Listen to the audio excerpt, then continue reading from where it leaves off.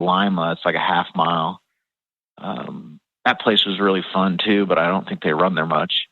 I think, was it Millstream? Millstream. Yep. Yeah. Yeah, that was actually my first wing car race. And Stan Cortad's car. I want to get out to Wayne County, and I'm hoping to do a lot more wing racing.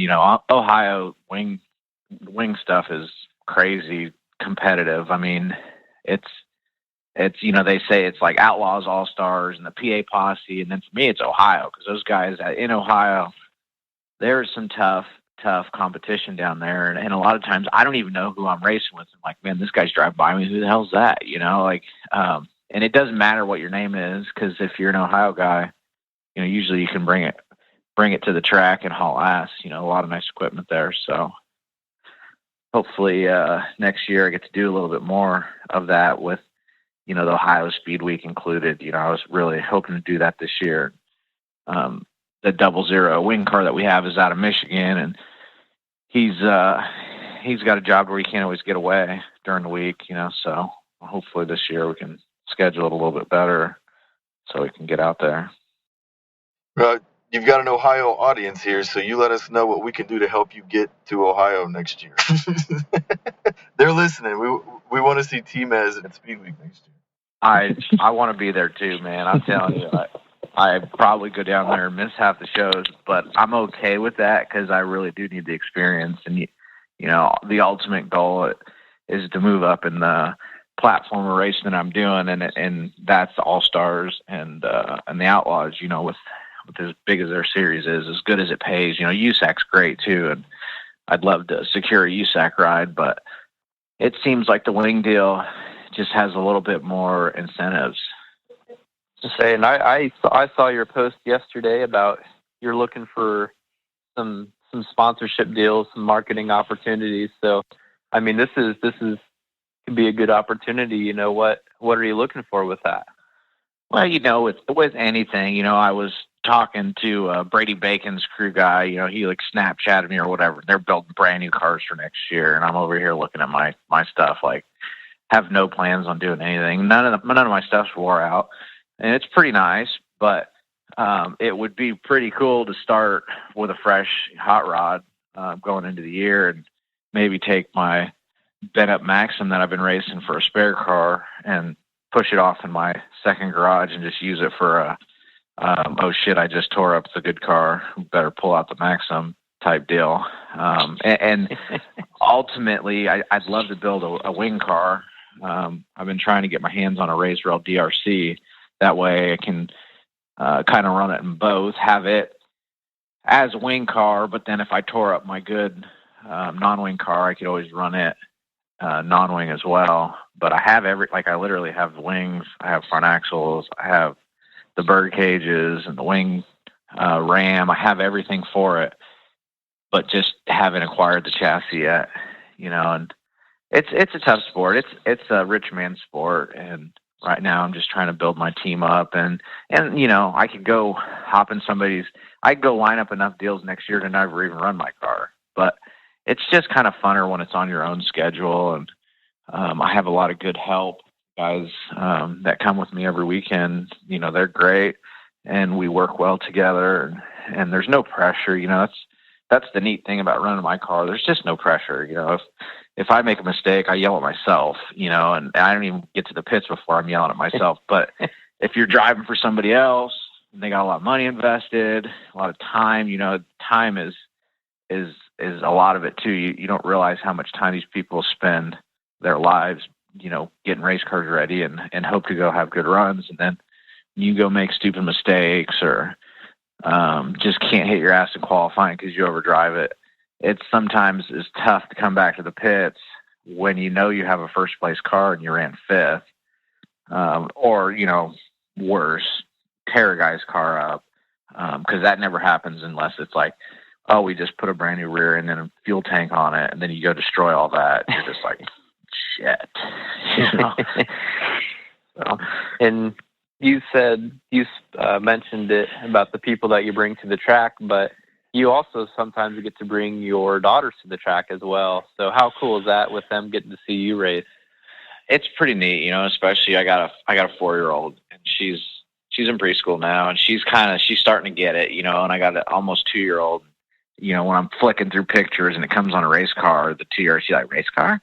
Like she doesn't say a whole lot, but she knows race car, and they have a lot of fun, the guy that Dave Stenslin, who helps me out with the motors, he's got a toter home that he lets me use, so that makes it really easy to drag them around, and it's fun. I growing up, all I ever want to do is go to the racetrack. So, hopefully they feel the same way and they're enjoying, what's going on around them. So when when you're not at the racetrack, when you're not behind the wheel of a sprint car or a midget, what's your preferred ride or drive? What do you get on the street?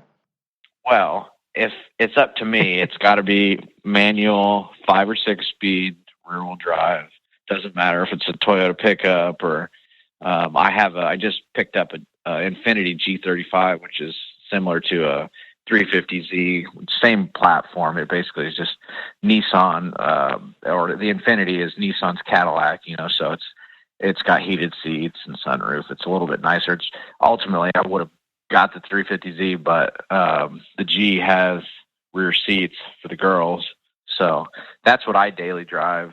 And then I have a little Miata beater car that I beat in the yard, welded the diff up and put in a handbrake and go drift around the yard. I got a little Nissan 240SX. It's everything I got's manual, rear-wheel drive. That's just kind of how I roll. It's taken me like 3 or 4 years to get this G, and mainly because the kids or whatever. But now that I got it, I'm already on 2 sets. I've had it 6 weeks. I've burned through 2 sets of rear sets of tires. Oh, let's say I saw your Instagram story yesterday, I believe, about the corner that you really love to hit. So I guess my next question is, did you get to hit that corner yesterday? I did, except for it was so I backed out and I'm like all excited, and I didn't have a lot of time to get much speed. It's kind of a third gear corner into a second gear corner, and I clutch kicked the thing and didn't hit the traction control button, and so the thing, it just straightened me back out. I had to reach down, hit the button, so I kind of killed half of it because I was too excited to hit the traction control button. But that's probably not a bad thing. The customer was out on the porch. I actually told the customer, I was like, hey, I might make some noise here. And the people I work for, they all know I'm race car driver, because I only work in the winter. So it's like my second job now that I'm kind of done racing, but I'm getting ready to go to California. So just kind of squeeze in some jobs when you can. You got to get it when you can in the Midwest. It just seems like everybody hibernates in the winter. Even with contracting work, most people just hang out in their house and don't necessarily upgrade until spring or in summer. So other than California, what do you have over the winter? You planning on going to any of the indoor events? What you got on the docket? Yeah, we're running Gateway, which is pretty exciting. Got invited to the Gateway National, I guess it's called, and with the 7X, and then we go off to Chili Bowl for a week with the 7X, and those guys are putting magnesium centered wheels together, lightning, carbonate everything, tie bolt everything, making the cars all, Chili Bowl worthy, I guess you could say. And then if I can get my passport figured out, which I've been waiting, sent out all the stuff I needed to get my passport renewed. I'm going to Australia to run a midget in February, the end of February. So a lot of things rolling this year. I mean, I'm pretty sure I'll probably race every month of the year this year, with squeezing in California stuff and Australia, and Florida starts right up and in February too. So, or maybe it's March. Will this be your first year at Gateway, or were you there last year? No, this will be my first year at Gateway. Okay. I'm told I'm just going to be lucky to be sitting in the car and not pushing it across the pits. Why is that? I don't think they'll allow quads, and it's not very close to the entry where everybody parks. So. Oh, I got you. Yeah. We've been looking for an electric anything that'll push the race car just for that. He had this little scooter last year. He said it didn't work out. I didn't get invited, and it was right when I had hooked up with this RMS racing midget team, and it was actually their first race, I believe, since buying midgets, and they had Dave Darlin out there. And since then, I think they've built 8 midgets this year. A couple got destroyed, and they like building brand new race cars, I think. I'm looking forward to that event this year. I'm going to make the trip. I can't wait to see what that's like. It's gotten a lot of hype. It has. I love racing indoors. It's just a whole new, it's just like a different world racing indoors. And that place looks big compared to maybe Chili Bowl. I don't know though. It'll be interesting to see when I get out there.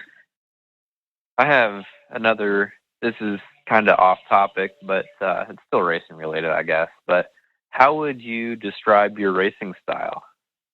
I'm a little rough around the edges, I guess. I can be smooth, I feel like, but I'm not always smooth. I like to back it in the corner real hard. I pretty much only win races when it's around the top, because I'm not good at rolling the infield tires. I just never have been, I guess. I'm not a use the brake driver at all. Just don't use it. That's one place the wing deals helped is I'm learning how to use it a little bit. When you're racing, you're going so fast, and it's split second decisions of what to do, what not to do, and having like, oh, hit the brakes all the time. Like that's just not my forte. So hopefully, I'm exciting, I guess, is what I'm told. I've been told that by some pretty awesome people from, crew chiefs, people I race with. John Andretti, he said he always hangs out and watches when I roll out on the track, which that's pretty flattering, coming from an Andretti. What would be one of your favorite racing memories? Probably winning 4 Crown back in the 66 car, because I hadn't won a USAC race up until then. And I had won an Eldora show, one of those end of the year. It was a Boss show, I think. It didn't have like all the hitters there or whatever. And we were kind of chasing points and went down to Eldora. And, the time before I flipped hard, got caught up. Really just kind of got blinded by the sun, didn't see what was going on in front of me, and ended up getting in Deliri and tearing up a car while we pulled out the spare, and I ended up running third that night after destroying a car. And so then to go back and, 4 Crown is obviously one of our big races, and Eldora is one of the places that, everybody hopes can pick up a win. And that night it was right up on the fence, and to get my first USAC win at that place, at 4 Crown was pretty special. Awesome. Well, I got to tell you, I was just thinking about this yesterday after we were setting up this interview. I've played fantasy football for a long time, and now Cody Summer has created the Dirt Draft. And all these years of playing fantasy football, and I've never been able to tell one of my players, what are you doing? But I can tell you, if you're on the track in Dirt Draft, you're in my lineup, man. Oh, that's awesome. Do you play Dirt Draft? Have you checked that stuff out? I haven't, but in like, I don't know, last year before last, I was kind of getting teased by Christopher Bell because he's like, dude, I picked you for your night. I had some stuff come up and didn't run as good. It seems like whenever that shit's going on, I don't run as good as I could or whatever, but then you got like, superstars like those guys kind of giving you a hard time at the racetrack, or, guys that you wouldn't expect to maybe put you in their draft. Then it does kind of put some pressure on, like rolling off the track on the hook, and you're just like, oh, fuck. Then they're looking at you and they're just